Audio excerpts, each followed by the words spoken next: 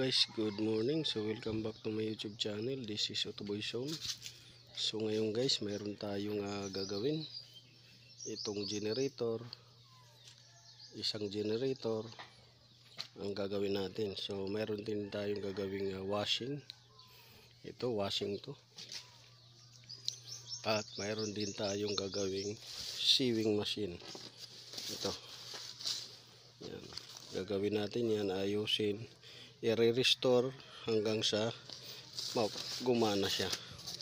So yan yung gagawin natin. Naka-washing, isang generator. So ngayon po, dito lang muna tayo sa generator. Generator lang muna. So yun yung gagawin natin para gumana tong dalawa. So ito, na-check ko na, naghalo yung oil at saka langis. Naghalo yung langis at saka gasolina sa crankshaft. So dito check natin kung anong dahilan ng bakit ayaw na gumana. Dito top overhaul, saka check ng wiring nya. Ito naman ay check pa. So yun, abangan nyo lang guys. So ito guys, so pagka nag-aayos ako guys ng generator, kahit sa makina, una kong tinitingnan or chine-check kung mayroong kuryente. So ito, chinik natin. So na-discover natin guys na ito siya, ang connection sa loob ng spark plug cap ay putol yung connection. So although na mayroong lumalabas, pero puputol-putol. So ito yung spark plug cap nya na original. Tapos ito yung kaputol. Ito yung putol. Yan. So ito yung naputol yan. Putol yan sa loob ng spark plug cap. Ito yung spark plug cap nya. So putol. So ngayon, ginawa natin ng paraan. May extra spark plug rin tayo para pang test. Ginawa natin ng paraan ito sa sasakyan. Ang problema, masikip, hindi may pasok. So nakahanap tayo ng spark plug cap sa pang motor. So ngayon, i-check natin kung may kuryente. So yan, check natin. Yan, may kuryente na, di ba? So ngayon papaandarin na natin. May kuryente na, so ang sunod fuel. So ngayon guys ay may kuryente na. So ang gagawin natin ngayon ay papaandarin. So papaandarin natin yan. So yun yung isusunod natin. So katihan natin muna. Yan. Yan, katihan natin. Tapos paandarin. Sige. Sige. Katihan natin. Pagka umandar siya ng kate, meaning fuel system ang problema. Okay. Tsukan. Ano mo? Di, yun. Isprehan mo muna doon sa may karburador.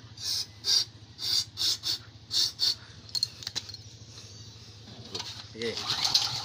Okay. Chok. Chok ka na. Chok. So yun guys, naputol yung video natin dahil biglang naglobat. So may kuryente na siya at umandar na siya sa spray. So meaning pag umandar sa spray or kati, tapos ayaw umandar sa normal na starting, so may problema siya sa fuel system. So ito, tinanggal na natin yung karburador nya at lilinisan natin yung loob nya. So para magkaroon siya ng magandang starting. So hindi naman stock up yung flapper nya. Ayan, yung stock up, pero yun nga, nagkaroon ng problema sa ano niya, fuel system.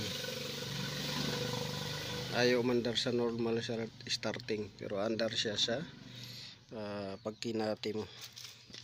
So yan. So bago nyo pala makalimutan, kasi pag nag-aayos kayo ng mga makina, so ang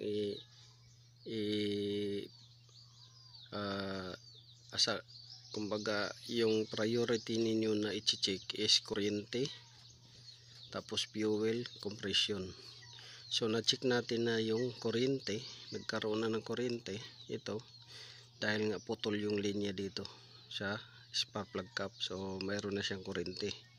Ngayon yung fuel, ito lilinisan natin dahil panis na rin yung yung gasolina na sa loob, at sigurado stock up na yung supply nito patungo doon sa intake.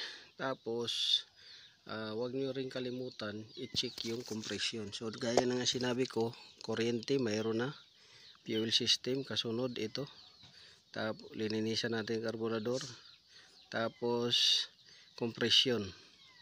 Yun.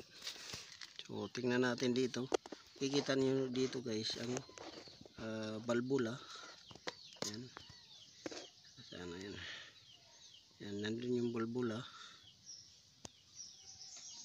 Yan, kikita ninyo pagka lalagyan ninyo ng konting gasolina at bumula, singaw yung balbula nun.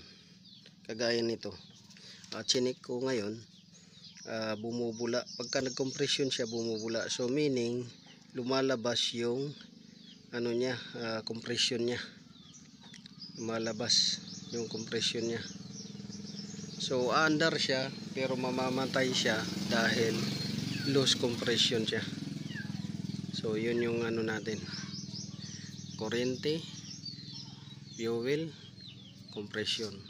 Pag may magandang compression, under yan. May malinis na karburador, under yan, at may kuryente. So yan yung natin. So dito sa ating is naglo-loose compression siya, bumubula. Pagka nag-compression na siya, so bumubula yung balbula. So may na siya, problema sa compression. So yun lang guys, kung paano mag-check. So umandar na siya gamit ang kati, pero namamatay. Kakatihan mo uli, andar, mamamatay dahil loose compression nga. Tapos ito barado. So yun. So sana nakakuha kayo ng kunting kalaman. So yun lang guys, this is Autoboyson. Maraming salamat sa panonood, at paki-like, share, subscribe my YouTube channel Autoboyson. At sundan nyo lang guys yung video hanggang sa mapandar natin ng tama tong generator. So ang model pala nito ay R3000 PB to na Houseman. So yun. So sana nakakuha kayo ng kunting kalaman. Pag nag-ayos, unahin yung kuryente. Pag may kuryente, sunod yung fuel, sunod kung may compression siya. So this is Autoboyson. God bless you all. At naway nakakuha kayo ng kunting kaalaman dito sa sina natin. So tatanggalin natin yung head dahil loose compression siya. So yun lang guys.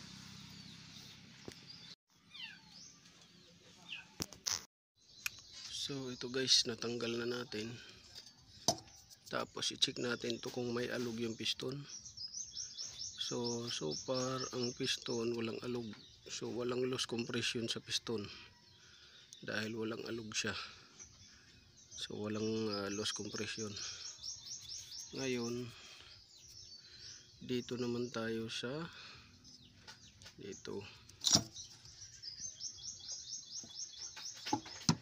sa cylinder head to.